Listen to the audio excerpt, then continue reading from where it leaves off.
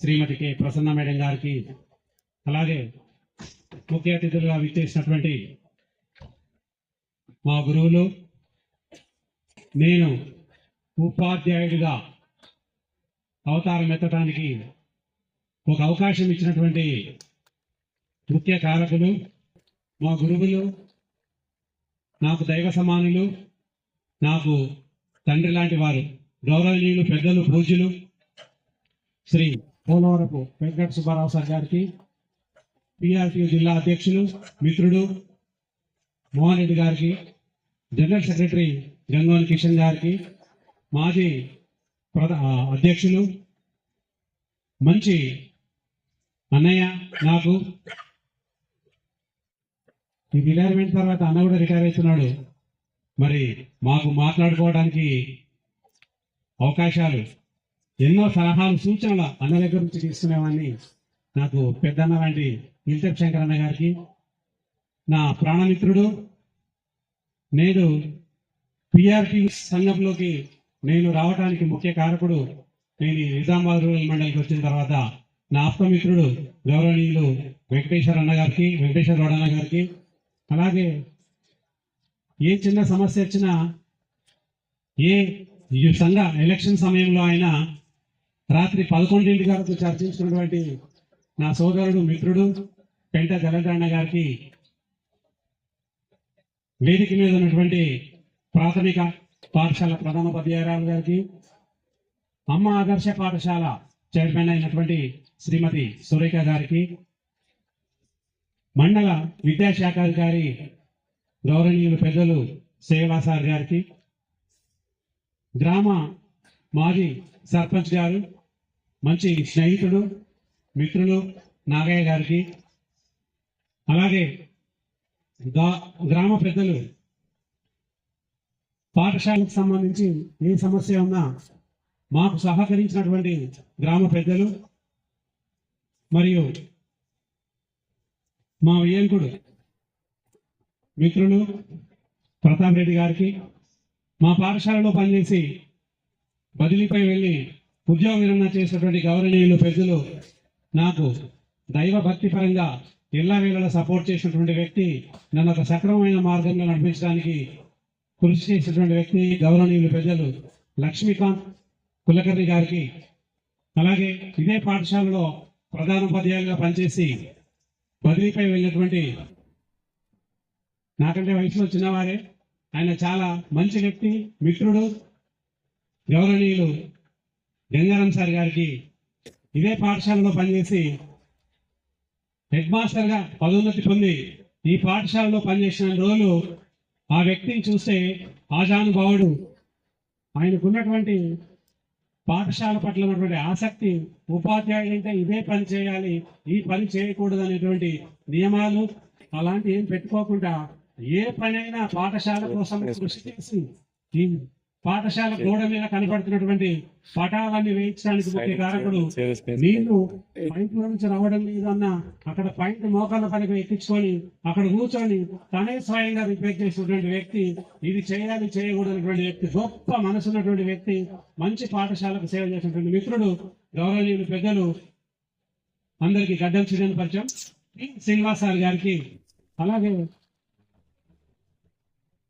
మా కాంప్లెక్స్ ప్రధానోపాధ్యాయులు గౌరవనీయులు పెద్దలు ఈ సీతాదేవి మేడం గారికి, పక్కనే ఉన్నటువంటి గుండారం పాఠశాల ప్రధానోపాధ్యాయులు అమర్నాథ్ సార్ గారికి, వేదిక మీద ఉన్నటువంటి వివిధ మండలాల నుంచి వచ్చేసినటువంటి మా రూరల్ మండల అధ్యక్ష ప్రధాన కార్యదర్శులకు, వివిధ మండలాల అధ్యక్ష ప్రధాన కార్యదర్శులకు, మరి అలాగే నా ముందు కూర్చున్నటువంటి పాఠశాలలో పనిచేసినటువంటి నా సహచర ఉపాధ్యాయులు, పాఠశాలలో పనిచేసినటువంటి నా ఆప్త మిత్రులు, ఇదే పాఠశాలలో పనిచేస్తున్నటువంటి ప్రస్తుత ఉపాధ్యాయులు, నా సన్మాన మహోత్సవ కార్యక్రమానికి విచ్చేసినటువంటి ఆప్తులు, గ్రామస్తులు, స్నేహితులు అందరికీ పేరు పేరున ధన్యవాదాలు తెలియజేసుకుంటున్నాను. ఈ పాఠశాలలో చదువుకుంటున్నటువంటి ప్రస్తుత విద్యార్థులు, ఇంతకుముందు 14 సంవత్సరాల నుంచి కలిగినటువంటి పూర్వ విద్యార్థులు, వివిధ పాఠశాలలో పనిచేస్తున్న సమయంలో అక్కడ చదువుకున్నటువంటి విచ్చేసినటువంటి విద్యార్థులు అందరికీ నా యొక్క పదవి ఉద్యోగ విరమణ సందర్భంగా మీ అందరికీ శుభాశిస్సులు ఇస్తున్నాను. నేను ముఖ్యంగా ఈ భూమికి రావడానికి కారకులు నాకు జన్మనిచ్చినటువంటి నా తల్లిదండ్రులు. నేను ఈ స్థాయిలో ఉన్నానంటే ముఖ్య కారకులు. వారికి శిరస్సు వంచి పాదాభివందనాలు తెలియజేస్తుంటున్నాను. పాఠశాల విద్య నుండి 1వ తరగతి నుంచి నా విద్యాభ్యాసం పూర్తయ్యే వరకు నన్ను సక్రమ మార్గంలో నడిపినటువంటి నా గురువులు, ఉపాధ్యాయులు, అధ్యాపకులందరికీ శిరస్సు వంచి పాదాభివందనాలు చేస్తుంటున్నాను. ముఖ్యంగా నా విద్య పూర్తయిన తర్వాత నేను ఉద్యోగ అన్వేషణలో ఉన్నప్పుడు హైదరాబాద్ ఉస్మానియా యూనివర్సిటీ వచ్చిన తర్వాత ఎక్కడ ఉద్యోగం సంపాదించాలని నిజామాబాద్లో తిరుగుతున్నటువంటి సమయంలో ఒకనొక శుభ సందర్భంలో ఒక సాయంత్రము నేను మా ఊరు వెళ్ళటానికి బస్ స్టాండ్లో వెయిట్ చేస్తున్న సందర్భంలో నా ఇంటర్మీడియట్ స్నేహితుడు, ఆప్తుడు, మిత్రుడు జాస్తి శ్రీనివాస్ గారు ఇక్కడే ఉన్నారు. తను కలవడం జరిగింది. నన్ను అప్పుడు అందరూ అంజి అంజి అని పిలిచేవారు. ఏమండి ఇక్కడ నిలబడ్డావు, ఎటు వెళ్తున్నావు అని అంటే, లేదు ఇట్లా నిజామాబాద్ షిఫ్ట్ అయ్యాను, ఉద్యోగం కోసం వెతుకుతున్నానంటే, అయ్యో నేను చందూరు జగన్నాథ విద్యాలయంలో పనిచేస్తున్నాను, సుబ్బారావు సార్ దగ్గర నువ్వు జాయిన్ అయితే మంచి ఉపాధ్యాయుడిగా తయారవుతావు, రేపు ఒకసారి పొద్దున్న రా, నేను రికమెండ్ చేస్తాను, సార్కు చెప్పిస్తాను, నీ గురించి తెలిసిన తర్వాత సార్ ఒక అవకాశం ఇవ్వచ్చు అని అన్నారు. వెంబడి పొద్దున్నే బయలుదేరి బాన్స్వాడ బస్ ఎక్కి చందూరులో దిగి సార్ గారి స్కూల్కి వెళ్ళాను. వెళ్ళటానికి ముందు నాకు అక్కడ పనిచేసినటువంటి జాస్తి శ్రీనివాస్ గారిని అడిగాను, ఈ స్కూల్ ఏంటి, ఈ స్కూల్లో ఉద్యోగ నియామకం జరగాలంటే విధానం ఎలా ఉంటుంది, నన్ను ఏమన్నా అడుగుతారా, ఏమి అని అంటే, ఇంటర్వ్యూ ఉంటుంది సార్, ఇంటర్వ్యూ చేస్తారు, చిన్నగా ఇంటర్వ్యూ చేస్తారు, ఆషామాషిగా ఎవరిని తీసుకోరు, డెమో ఒకటి ఉంటుంది, ఒక క్లాస్ ఇస్తారు, మీరు దాంట్లో పర్ఫెక్ట్గా పాఠాలు చెప్పినట్టయితే మీకు ఒక అవకాశం రావచ్చు అన్నారు. అయ్యో మరి ఎట్లా, మరి నేను ఇంటర్వ్యూలో సక్సెస్ అవుతానా, ఏం ప్రశ్నలు అడుగుతారో సార్, ఏంటో మరి క్లాసులు తీసుకోవాలంటే ఎట్లా ఉంటుందా అని చెప్పేసి భయంగా ఆఫీస్ రూమ్లోకి వెళ్ళాను. సార్ ఉన్నారు అక్కడ. సార్తో ఒక 15 నుంచి 20 నిమిషాలు నేను మాట్లాడాను. మరి నా గురించి సార్కి ఏం అర్థమైందో ఏంటో తెలియదు, కానీ మీరు రేపటి నుంచి ఉద్యోగానికి రావచ్చు అన్నారు. బయటకు వచ్చిన తర్వాత జాస్తి సీట్కి చెప్పాను నేను, సారు అవకాశం ఇచ్చారా, రేపు నుంచి రమ్మన్నారని. అదేంటి అంజీ, మాకేమో రకరకాల ప్రశ్నలు వేశారు, డెమో క్లాస్ తీసుకోమన్నారు, అప్పుడు కానీ తీసుకోలేదు, నువ్వు ఇట్లాంటి 15 నిమిషాలు అట్లా ఇచ్చావు, ఏం మాయ చేసావు. నేనేం మాయ చేయలేదు, నేనేం నాయకైతేనేమో. మరి సార్కి ఏం నచ్చిందో, మరి నా ఏం అభిప్రాయం ఏర్పడిందో, కానీ ఆ ఒక్క రోజు, ఆ ఒక్క అవకాశమే నన్ను ఈరోజు ఈ స్థాయిలో నిలబెట్టింది. లేకుంటే నా జీవితం ఎలా ఉండదో నాకు కూడా తెలియదు. మరి ఆ భగవంతుడు వారి రూపంలో నాకు అవకాశం ఇప్పించారు. ఆ పాఠశాలలో నేను చేరింది మొదలు 7 సంవత్సరాలు పనిచేశాను. ఒక ఉపాధ్యాయుడు ఎలా ఉండాలనేది ఆయన అక్కడ ప్రాణం పోశారు. అప్పట్లో ఒక టాప్ ఉండేది, చాలా జగన్నాథ విద్యాలయంలో ఉపాధ్యాయులుగా పనిచేసిన వారు ఎక్కడికి వెళ్ళినా, ఏ పాఠశాలలో అయినా మిమ్మల్ని ఎవ్వరూ రిజెక్ట్ చేయరు, వితౌట్ ఇంటర్వ్యూ తీసుకుంటారని చెప్పి. అంటే ఒక ఉపాధ్యాయుడిని తయారు చేసేటటువంటి మహోన్నతమైనటువంటి వ్యక్తి. ఉద్యోగం ఇవ్వడం కాదు, నెలకు జీతం ఇవ్వడం కాదు, అప్పట్లో చాలా తక్కువ జీతాలు ఉండేవి, కానీ ఆయన నేర్పినటువంటి సంస్కారం, ఒక ఉపాధ్యాయుడు ఎలా ఉండాలి, పాఠాలు ఎలా బోధించాలి, విద్యార్థులను ఎలా క్రమశిక్షణలో పెట్టాలనేది, ఏవైతే విషయాలు 7 సంవత్సరాలు తన దగ్గర నేను నేర్చుకున్నానో, ఈరోజు మీరంతా నా గురించి చెప్పినటువంటి విషయాలు నేను ఇలా ఉండటానికి కారణమైనవి. ఎన్ని జన్మలెత్తినా నేను తన రుణాన్ని తీర్చుకోలేను. మరి ఆ రోజు అవకాశం ఇవ్వడం వల్లనే నా మిత్రులంతా అక్కడ ఉండి వాళ్ళు అప్పటికే బీఈడి పూర్తి చేశారు. 96లో డిఎస్సి పడింది. వాళ్ళు రాస్తుంటే నేను 92లో అన్నామలై యూనివర్సిటీ నుంచి బీఈడి కట్టాను. రైంజర్లో విశ్వజ్యోతి విద్యానికేతన్ స్కూల్ పెట్టింది నేనే ఫస్ట్. అక్కడ ఒక 3 సంవత్సరాలు పనిచేశాను. ప్రతి సంవత్సరం బీఈడి ఎగ్జామ్స్ రాసే టైం వస్తుంది. అక్కడ నేను స్కూల్లో యాన్యువల్ ఎగ్జామ్స్ ఉండేవి. అట్లా ప్రతి సంవత్సరం వదులుకొని చివరికి 95లో జగన్నాథ విద్యాలయానికి వెళ్ళినప్పుడు అక్కడ వీళ్ళందరూ ప్రిపేర్ అవుతున్నారు డిఎస్సికి. అయ్యో నాకు కూడా నేను బీఈడి పాస్ అయ్యి ఉంటే నేను కూడా ఇప్పుడు రాసేవాడిని కదా అని చెప్పి కష్టపడి 97లో నేను పాస్ అయ్యాను. 97లో ఇంటర్వ్యూకి వెళ్ళాను. దురదృష్టం నాకు రాలేదు. 2001లో మళ్ళీ నేను సెలెక్ట్ అయ్యి జాబ్లోకి వచ్చాను. వచ్చింది మొదలు ఇప్పటి వరకు ఏనాడు నేను ఉపాధ్యాయుడిగా ఎలా ఉండాలనేది ఆహార దిశలు నేను ఎన్నిసార్లు గుర్తు చేసుకుంటానో మా జీవిత భాగస్వామి మాధవీలత ఎప్పుడు అంటుంటారు, మీ అమ్మ నాన్న ఎన్నిసార్లు గుర్తు చేసుకోవని ఆ సుబ్బారావు సార్ ఎన్నిసార్లు గుర్తు చేసుకుంటామని. అంటే ప్రతి విషయాన్ని నేను ఫాలో అయ్యేవాడిని. సార్ ఏం చేసేవారంటే ట్రైనింగ్, మేము క్లాస్లో పాఠాలు చెప్తుంటే సార్కి వెనకానే పొలాలు ఉండేవి. పొలాల్లో సారు కలుపు చేసేటటువంటి వ్యక్తులతో పాటు తను కూడా అక్కడ పని చేసేవాడు. పని చేస్తూ ఈ క్లాస్లో ఏం చెప్తూ మేము గమనించే వాళ్ళం కాదు, సార్ ఎక్కడో ఉన్నాడు అనుకొని ధారాళంగా చెప్పుకుంటూ పోతుంటే అక్కడ ఉన్నటువంటి పొరపాట్లను పసిగట్టి వెంబడి వాటిని సరిచేసేవారు. ఎక్కడ వీరు పొరపాటు చేశారు చెప్పడంలో, అది ఇంగ్లీష్ గ్రామర్ కావచ్చు, తెలుగు వ్యాకరణం కావచ్చు, సామాన్య శాస్త్రం కావచ్చు, గణితం కావచ్చు, ప్రతి ఒక్క సబ్జెక్ట్ టీచర్ని పరిపూర్ణంగా తయారు చేసినటువంటి మహోన్నతమైనటువంటి వ్యక్తి ఎంతమంది ఉపాధ్యాయులను తయారు చేశారో మనం చెప్పలేము. వాళ్ళంతా ఈరోజు ప్రభుత్వ ఉపాధ్యాయులుగా మారారు. మన ముందు అందరూ కూర్చున్నారు. రవీంద్రబాబు, జాస్తి శ్రీనివాస్, నామదేవ్ సార్, చాలా మంది ఉన్నారు ఇక్కడ. నేను పేర్లు చెప్తే పెద్ద లిస్ట్ అవుతుంది. వీళ్ళందరం కూడా మేమంతా సార్ దగ్గర పనిచేసినటువంటి వాళ్ళమే. అలా ఈ ఉపాధ్యాయ వృత్తిలోకి వచ్చిన తర్వాత, నేను ఈ పిఆర్టీ సంఘంలోకి వచ్చిన తర్వాత నన్ను వెంకటేశ్వర గౌడ్ తీసుకురావడం జరిగింది. జిల్లా అధ్యక్షులైనటువంటి శంకరన్న గారి దగ్గర అనేక సలహాలు తీసుకుంటూ ఇద్దరం కొన్ని విషయాలు చర్చించుకుంటూ, ప్రస్తుతం ఉన్నటువంటి అధ్యక్షులు మోహన్ రెడ్డి గారు కూడా చాలా సన్నిహితుడు. తను చెప్పినట్టుగా, శంకరన్న చెప్పినట్టుగా చాలా విషయాలు మేము డెప్త్గా చర్చించి కొన్ని సందర్భాల్లో నా సలహాలు ఏమి వాళ్ళకు ఉపయోగపడ్డాయి నేను అనుకోను చెప్పారు, కానీ చాలా చక్కగా డిస్కస్ చేసుకుంటామని నాకు అవకాశం ఇచ్చేవారు. ఆ అవకాశాన్ని, ఈ గౌరవాన్ని నాకు ఇచ్చినందుకు ఈ సభాముఖంగా వారికి నేను ధన్యవాదాలు తెలియజేసుకుంటున్నాను. మరి నేను జీవితంలో స్థిరపడడానికి చాలా కష్టాలు పడ్డాను. ఆ ఆర్థిక ఇబ్బందులు ఉన్నటువంటి సమయంలో నాకు ఆర్థిక ఇబ్బందుల్ని తొలగేటట్టు చేసినటువంటి నా మిత్ర బృందం అందరికీ కూడా నేను శుభాభివందనాలు తెలియజేసుకుంటున్నాను. వారు నా చుట్టూ ఎప్పుడు నేను భగవంతుని ఒకటే కోరేవాని, నన్ను ఎప్పుడు బాగా ఉంచు, నాకు అది కావాలి, నాకు ఇది కావాలని ఎప్పుడు అడగలేదు. నా చుట్టూ ఉన్న వాళ్ళందరూ బాగుండాలి, నాకు ఎప్పుడైనా అవకాశం వస్తే వాళ్ళు నాకు సహాయపడేటట్లుగా ఉండాలని కోరుకున్నాను తప్ప నన్ను బాగుంచు, నాకు అది కావాలి, ఇది కావాలని ఎప్పుడు కోరలేదు. అందుకే నా చుట్టూ చాలా మంచి స్నేహితులు, మంచి ఆప్తులు, మిత్రులు ఉన్నారు. కాబట్టి నేను ఈ స్థాయిలో ఈరోజు ఉన్నాను. నా ఒక్కడి కృషి కాదు, నా ఒక్కడి యొక్క అది ప్రయత్నం కాదు.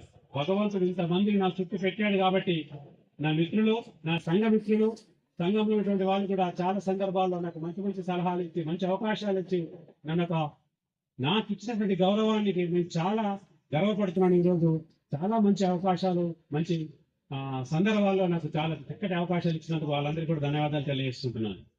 నేను పనిచేసిన ప్రతి పాఠశాలలో నాకు సహకరించినటువంటి ఉపాధ్యాయులందరూ కూడా ప్రతి ఒక్క వ్యక్తి నుంచి ఎంతో కొంత నేర్చుకున్నాను. నేను అన్ని విషయాలు నాకు తెలుస్తాయని నేను ఎప్పుడూ అనలేదు. ఎప్పుడైనా ఏ వ్యక్తి నుంచైనా ఏ విషయమైనా నేర్చుకోవడానికి మనకు అవకాశం ఉంటుంది. ఖచ్చితంగా ప్రతి వ్యక్తి నుంచి నేర్చుకున్నాను. ఇక్కడికి వచ్చిన తర్వాత 2011 జూన్ 10వ తారీఖున వచ్చాను. నేటికి అంటే రేపటికి దాదాపుగా 14 సంవత్సరాల ఆ ఒక్క నెల 20 రోజులు పూర్తవుతుంది. నా సగం కంటే ఎక్కువ సర్వీస్ ఇదే పాఠశాలలో అయిపోయింది. ఇక్కడికి వచ్చిన తర్వాత నాకు దామోదర్ సార్ గారు ఉండేవారు, లక్ష్మీకాంతరావు సార్ వచ్చారు. వారు రావడం నాకు ఒక అదృష్టం. ఎంత మాకు స్నేహబంధం ఏర్పడిందంటే పూజ, పునస్కారం, దైవం, ప్రార్థన అన్నీ ఉండేవి. కానీ తను వచ్చిన తర్వాత నేను జీవితంలో ఎప్పుడైనా భగవద్గీత చదువుతుంటేనో చదవకుంటేనో నాకు తెలియదు.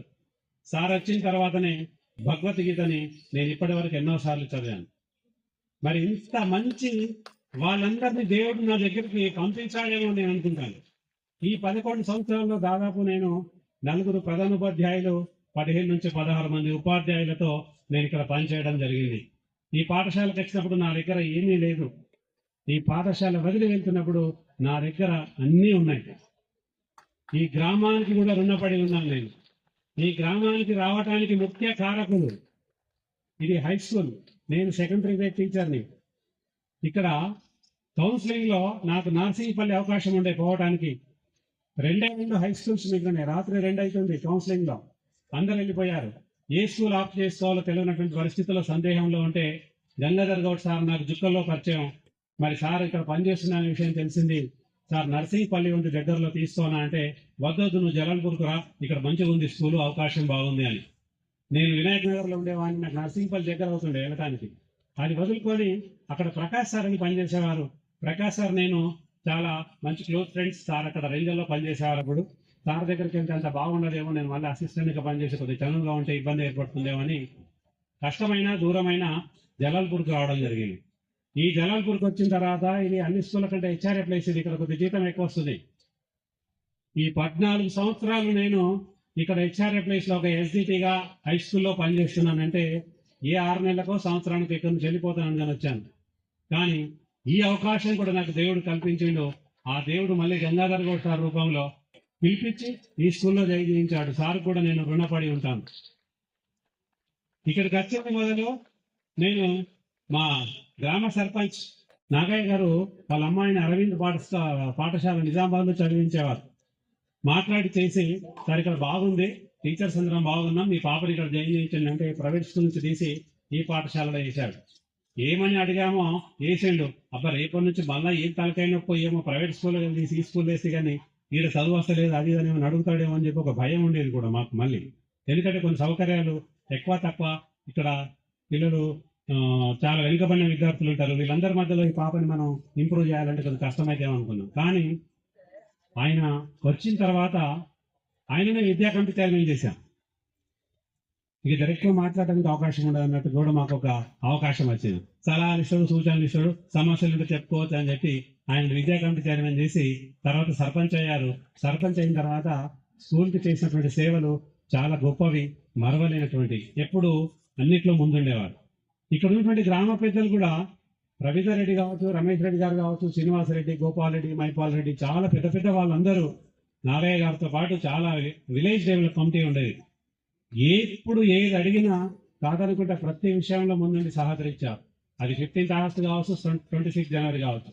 పిల్లలందరికీ ఆటపాటలకి ఒక 3,000, 5,000 రూపాయలు అవసరమైన స్టాండర్డ్ ఇమీడియట్ తీసుకొచ్చి ఇచ్చేవారు.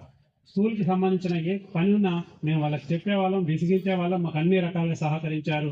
మరి ఇక్కడ కష్టపడి పనిచేయడానికి ఒక పాఠశాల యొక్క వాతావరణం కూడా అనుకూలంగా ఉండాలి కాబట్టి ఆ యొక్క సహకారం కూడా మరవలేనటువంటిది. ఈ గ్రామ ప్రజలందరికీ రుణపడి ఉంటాం. ముఖ్యంగా చెప్పుకోవాలంటే ఇక్కడ ఉన్నటువంటి అంగన్వాడీ సవితా మేడం గారు మేము ప్రత్యేకంగా చెప్పుకోవాలి. మా పాఠశాలకు సంబంధించినటువంటి ఏ చిన్న డౌట్, గ్రామానికి సంబంధించిన ఏ చిన్న డౌట్ ఉన్నా, ఇది ఎట్లా మేడం, ఇది ఎవరి దగ్గర ఇన్ఫర్మేషన్ వస్తుంది, ఈ పిల్లవాడి గురించి ఇన్ఫర్మేషన్ ఎవరు చెప్తారంటే మాకు ఒక నేషనల్ ఇన్ఫర్మేటిక్స్ సెంటర్ ఎన్ఐసి లాగా ఈ గ్రామానికి సవితా మేడం గారు అన్ని వేళలా మాకు సహకారాలు అందించి మాకు సహాయ సహకారాలు ఇచ్చినందుకు వారికి కూడా మేము ధన్యవాదాలు తెలియజేసుకుంటాను ప్రత్యేకంగా. మరి ఈ 14 సంవత్సరాల్లో ప్రాథమిక పాఠశాలలో కానివ్వండి, ఈ పాఠశాలలో కానివ్వండి, నాతో పాటు పనిచేసినటువంటి ఉపాధ్యాయులందరూ ఎన్నో సందర్భాల్లో వారి నుంచి చాలా విషయాలు నేను నేర్చుకున్నాను. నేనుండే తీరు, నేను మాట్లాడే విధానం నాకు కరెక్ట్ అనిపిస్తుంది. కొన్ని సందర్భాల్లో ఎదుటి వ్యక్తికి అది మనసు నొప్పించే విధంగా ఉండొచ్చు. కానీ 98% నాకు తెలిసి నన్నంతా ఇష్టపడ్డ వాళ్ళే ముక్కుసూటిగా మాట్లాడతాడు, ఉన్నట్టుగా మాట్లాడతాడు అని అనుకునేవాళ్ళే. ఏ వ్యక్తి గురించి పూర్తిగా చెప్పినా 100% పర్ఫెక్ట్ ఎవరు ఉండరు. 80% మనలో మానవ విలువలు ఉన్నాయంటే మనం దైవంతో సమానం అనుకుంటా నేను. ఒక 20% అప్పుడప్పుడు మనము మన స్వార్థం కోసమో దేనికోసమో చిన్న చిన్న పనుల కోసం ఒక్కొక్కసారి మనము ఆ 20%ని చిన్న చిన్న తప్పిదాలు చేస్తామేమో. అంత మాత్రం నేను 100% కరెక్ట్ అని నేను చెప్పలేను. కాబట్టి నాకు తెలిసి ఉద్యోగం పట్ల, విద్యార్థుల పట్ల ఒక్కటే భావం ఉండేది. స్కూల్కి వస్తే నేర్చుకోవాలి, చదువుకోవాలి. ఖచ్చితంగా చదువు నేర్చుకోవడానికి స్కూల్కి రావాలి. ఇప్పటికీ అడుగుతాను, స్కూల్కి ఎందుకు వచ్చావు? చదువుకోవడానికి. మరి ఏం చేస్తున్నాం? అదే చదువుకోవాలి. చదువు ఉంటేనే దాంతోపాటు సంస్కారం వస్తుంది, సంస్కృతి అనేది ఉంటుంది. విద్య అంటే చదువు ప్లస్ సంస్కారం ప్లస్ సంస్కృతి, ఈ 3 లేకపోతే విద్యనే లేదు, ఎంత విద్యనా వేస్ట్. మరి నాకు తెలిసి చాలా సందర్భాల్లో విద్యార్థులందరికీ కఠినంగా కొన్నిసార్లు పనిష్మెంట్ కూడా ఇచ్చి ఉంటాను. ఆ పనిష్మెంట్ ఇచ్చినప్పుడల్లా భయం అయ్యేది. ఇంటికెళ్ళి ఒక్కొక్కసారి జండు మొహం పెట్టి ఈ చేతులన్నీ కూడా రుద్దించుకునేవాడిని. తెల్లారి స్కూల్కి వచ్చే వరకు భయం వేసేది. ఒక్కోసారి పొద్దున పోతేసరికి ఎవరైనా పట్టుకొని వస్తారేమో పిల్లలు, పేరెంట్స్ తీసుకొస్తారేమో ఏమన్నా ఉంటే. నాకు ఒక్క నమ్మకం ఏముండదంటే వాడికి ఏ పనిష్మెంట్ ఇచ్చానో చెప్పి ఇచ్చేవాడిని. నేను కొడుతున్నాను, ఎందుకు కొడుతున్నాను, వాడే రీజన్ చెప్తాడు. నోట్స్ రాయలేదు సార్, కంప్లైంట్ చేయలేదు సార్, పనిష్మెంట్ ఇవ్వాలి కదా, ఏ చెప్తాడు, వాడే ఒప్పుకున్నాడు. ఇంట్లో చెప్పేటాడు కదా, అంటే చెప్పి పనిష్మెంట్ ఇచ్చేవాడిని, గట్టిగా కొట్టేవాడిని. ముందే చెప్తున్నా, మెల్ల కొట్టున్నా గట్టిగా కొడతా. ఎందుకు కొడుతున్నా తెలుసా, ఎందుకు కొడుతున్నా అంటారని అడిగేవాడిని. సార్ నోట్స్ రాయలేదు, అల్లరి చేసాను, ఓకే. పొద్దున తీసుకొచ్చి వచ్చిన ఏం చేసిండు అడుగు మీ బాబు అని అడిగేవాడిని. సో అవకాశం లేదు అక్కడ. నేను చేసినటువంటి ఇన్ని సంవత్సరాల సర్వీస్లో ఎప్పుడు కూడా నాకు ఒక్క కంప్లైంట్ కూడా రాలేదు. దాని అందరికంటే ఎక్కువ పనిష్మెంట్ ఇచ్చింది నేనే. కాకపోతే పిల్లలకి, ఈ ఇంట్లో పిల్లలకు కూడా మా ఇంట్లో తలకాయ నాకు కొద్దిగా ఏంటంటే, బయట పిల్లలు ఇంట్లో పిల్లలు అంతా ఒకటే సమానం. అరే తేడా ఎందుకు ఉంటుంది మరి, వాడికి ఏం చెప్తున్నా వీడి కథ చెప్తున్నా. ప్రేమ, ప్రేమ ఎప్పుడు ఎవరినైనా బాగుపరిచేటట్టు ఉండాలి అంట నేను. ఫ్యూచర్లో బాగుకోవాలి, ప్రేమ ఉండాలి. ఇప్పుడు చూపే ప్రేమ భవిష్యత్తులో చెడిపోయేటట్టు ఉండదు. వాడు కఠినంగా అది వ్యవహరించినా సరే, ఇబ్బంది పెట్టినా సరే, దెబ్బలు వేసినా సరే, ఎందుకోసం వేస్తున్నామో వాడికి తెలవాలి, తెలిసినట్టు ఉండాలి. అంతరాత్మ చెప్తుంది కదా, భవిష్యత్తులో బాగుండాలనే కదా వాడికి ఇప్పుడు ఇస్తుంది నేను. మరి అలా చాలా సందర్భాల్లో నేను విద్యార్థులకి పనిష్మెంట్ ఇచ్చుంటాను, అది బాగు కోసమే తప్ప వ్యక్తిగత కక్షలతో ఎవరిని ఎప్పుడు దూషించలేదు, విద్యార్థుల్ని కొట్టలేదు. కాబట్టి దాన్ని వాళ్ళు కూడా అన్నిలా భావించద్దు. పాత విద్యార్థులు అందరూ వచ్చారు ప్రేమతో, వాళ్ళందరికీ కూడా చెప్తున్నాను. అలాగే మరి ఇంత చక్కటి అవకాశాన్ని ఇచ్చి నా ఉద్యోగంలో నేను ఇంతమంది నోటి మాటల ద్వారా నా గురించి ఇంత చెప్తుంటే జీవితం ధన్యమైపోయింది అనిపిస్తుంది. మరి ఆ భగవంతుడు ఈ అవకాశం నాకు ఇచ్చాడు. అందరూ అడిగారు, కొన్ని ప్రశ్నలు వేశారు, మీరు అప్పుడే రిటైర్ అవుతున్నాడు కనబడతలేదు, ఏంటి రహస్యం అని. దేవానంద సార్ అడిగారు, ఇప్పుడైనా చెప్తారేమో అని. అదేం బ్రహ్మ రహస్యం కాదు, అదేమి కాదు, పాజిటివ్ థింకింగ్. మనం ఏమి పొద్దున్న లేవగానే పాజిటివ్తో ఆలోచిస్తామో రిజల్ట్ అంతా సాయంత్రం వరకు పాజిటివ్లోనే ఉంటుంది. నెగిటివ్ థింకింగ్ చేసేవాళ్ళు ఎవరైనా ఉండని, మన పాజిటివ్లో పవర్ ఉంటే నెగిటివ్ రిజెక్ట్ అయిపోతుంది. ఆ పవర్ పనిచేయదు. మంచి ఆలోచనతో నిద్ర లేవడం, మంచి ఆలోచనతో నిద్రపోవడం, ఇదే కారణం. తర్వాత ఒక వ్యక్తి బాగుండాలన్నా, ఒక వ్యక్తి ఆరోగ్యం పాడైపోవాలన్నా, నాకు తెలిసి నేనంటాను, అందరికి బాగా తెలియచ్చు కానీ అది ఇల్లే. ఇంట్లో అందరం బాగుంటే అందరి ఆరోగ్యాలు బాగుంటాయి. ఇంట్లో పరిస్థితి బాగుంటే అందరం బాగుంటాం. ఏ ఒక్క వ్యక్తి వెనక ముందు అవకతవకలు వేస్తే అక్కడి నుంచి స్టార్ట్ అవుతుంది. భర్త కావచ్చు, భార్య కావచ్చు, కొడుకు కావచ్చు, బిడ్డ కావచ్చు. మరి ఇంత ఆరోగ్యంగా ఉన్నానంటే దీని వెనుక చాలా పెద్ద కారణం ఉంది. నా కోపాన్నైనా, నా సంతోషాన్నైనా నేను బయట ఎవ్వరి మీద చూపించలేదు, ఒక్క నా భార్య మీద మాత్రమే చూపించాను. భరించింది కాబట్టి ఇగో నేను ఈరోజు ఇలా ఉన్నాను. భరించింది, నన్ను భరించడమే ఆమెకు గొప్ప ఇక వరమా శాపం మనకు తెలియదు. కానీ నా కోపం ప్రదర్శిస్తే నేను ఆమె మీదనే, ప్రేమ ప్రదర్శించిన ఆమె మీదనే. నేను చర్చించినటువంటి విషయం లేదు ఆమెతో. చాలా మంది బయట స్నేహితుల దగ్గర చర్చిస్తారు, నేను నా భార్య దగ్గరనే స్నేహితుని అనుకున్నాను, స్నేహితురాలు అనుకున్నాను. ఏ విషయం చర్చించినా అక్కడే సమస్యలు కూడా అక్కడి నుంచే అయ్యాయి. అప్పుడప్పుడు ఫ్రెండ్స్ అనేవారు, ప్రతీది చెప్పద్దురా, ఇంట్లో నెత్తి ఖరాబ్ అవుతుంది. నెత్తి ఖరాబ్ చేసుకున్నాను కూడా, ఎందుకంటే చెప్పడం అలవాటు. నిజంగా కొన్ని బయట చెప్పుకోవాలి. ఏం తెలియదు, ఏం చేస్తున్నావో ఏం తెలియదు, ఏం మాట్లాడుతున్నావో తెలియదు. ఇక అన్ని భరించింది కాబట్టి ఆమె ఆ బాధ, ఆమె మాట్లాడడం ఆమె కొద్దిగా ఇబ్బంది, షై ఫీల్ అవుతుంది. లేకపోతే అన్ని చెప్పేదేమో నా గురించి, కానీ అది చెప్పదు అన్నటువంటి ఒక నమ్మకంతో ఇంత ధైర్యంగా మాట్లాడేస్తున్నారు. అన్ని భరించింది కాబట్టి అన్ని వేళల్లో నాకు సహకరించింది. నాకు ఏ టైంకి ఏం కావాలో సమకూర్చింది. నాకు భోజన ప్రియుని బాగా, నేను రుచికరమైన వంటలు కావాలి, అనుకున్నది కావాలి, ఇవన్నీ నాకు అన్ని వేళల్లో సమకూర్చింది. కాబట్టి సహకరించినటువంటి సహధర్మచారిని చాలా దొరికింది కాబట్టి నేను ఈరోజు ఇలా ఉన్నాను. అందుకే చెప్పాను, ఇంట్లో వాతావరణం బాగుంటే మన లైఫ్ అంతా బాగుంటుందని.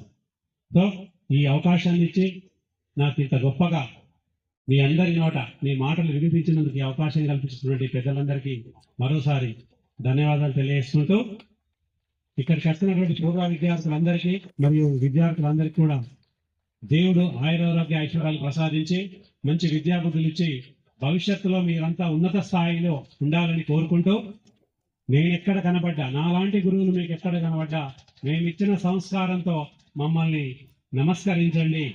నమస్కరించడమే మన సంస్కారం అని చెప్తాం మనం. నమస్కారం అంటే చేయొచ్చు కాదు. ఎలా చెప్పాం నమస్కారం అంటే? ఒకసారి చూపెట్టండి. అది మన సంస్కారం. సారి కనబడితే తలకాయ తిప్పుకోవడం, ఇటు కనబడుతుంటారు అటు నుంచి పోదాం అనే ఫీలింగ్ మనలో ఉంటే ఎప్పుడు జీవితంలో బాగుపడం. గురువుల్ని గౌరవించడం నేర్చుకోండి, ఆటోమేటిక్గా మీ జీవితం అనేది సెట్ అవుతుంది. చాలా మాట్లాడతాను, కానీ బాగుంది కాబట్టి, కార్యక్రమం ఉంది కాబట్టి ముగిస్తున్నాను. ఈ అవకాశం ఇచ్చిన పెద్దలందరికీ మరోసారి ధన్యవాదాలు తెలియజేసుకుంటూ, నా మీద ప్రేమతో ఇక్కడికి ఇచ్చేసిన ప్రతి ఒక్కరికి, ఆత్మీయులకు, నా బంధుమిత్రులు నేను ఊహించలేదు ఇంతమంది వస్తారని. నా బంధువర్గం చాలా గొప్పగా వచ్చింది. మరోసారి అందరికీ ధన్యవాదాలు తెలియజేసుకుంటూ ఈ కార్యక్రమాన్ని ముగిస్తున్నాను. ఒక చిన్న విన్నపం ఏంటంటే, సన్మాన కార్యక్రమాలు ఉంటాయి. మరి నా మాటను మన్నిస్తారని అనుకుంటున్నాను.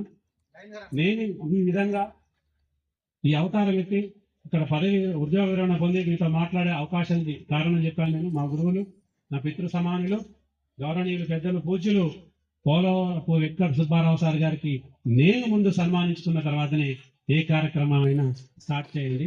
దయచేసి పెద్దలు మంచి మనసుతో మన్నించి నా సన్మానాన్ని గ్రహించాల్సిందిగా, తీసుకోవాల్సిందిగా కోరుతున్నాను sir. Thank you one and all. Thank you. God bless you my dear friends.